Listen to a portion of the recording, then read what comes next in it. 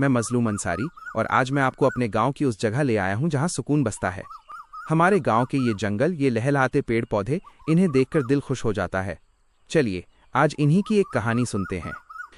हमारे गांव की हरियाली, एक कहानी। जंगल की सुबह और हमारी यादें। जब भी मैं इन घने जंगलों के बीच से गुजरता हूं तो बचपन की यादें ताज़ा हो जाती हैं।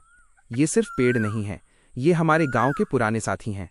सुबह सुबह जब सूरज की किरणें इन पत्तों को छूकर जमीन पर आती हैं तो ऐसा लगता है जैसे पूरा जंगल सोने की तरह चमक रहा हो। हमारी टुयो बस्ती की ये खूबसूरती इन पेड़ों से ही तो है।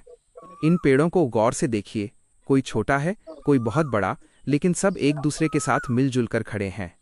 जैसे हम अपनी बस्ती में एक दूसरे का हाथ पकड़कर चलते हैं, वैसे ही ये पेड़ भी हमें एकता का पाठ पढ़ाते हैं। इनकी ठंडी छांव में बैठकर जो सुकून मिलता है वो शहर की किसी बड़ी इमारत में नहीं मिल सकता।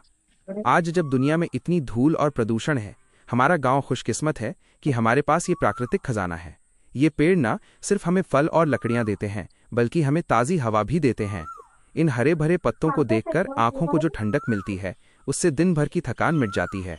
एक मजलूम होने के नाते मेरा आप सबसे यही कहना है कि ये जंगल हमारी विरासत है। जैसे हम अपने परिवार का ख्याल रखते हैं, वैसे ही हमें इन छोटे पौधों का भी ख्याल रखना चाहिए। अगर आज हम एक पौधा लगाएंगे तो कल हमारी आने वाली नस्लें उसकी छांव में बैठ सकेंगी। तो दोस्तों, ये था मेरे गांव के जंगल का एक छोटा सा नज़ारा।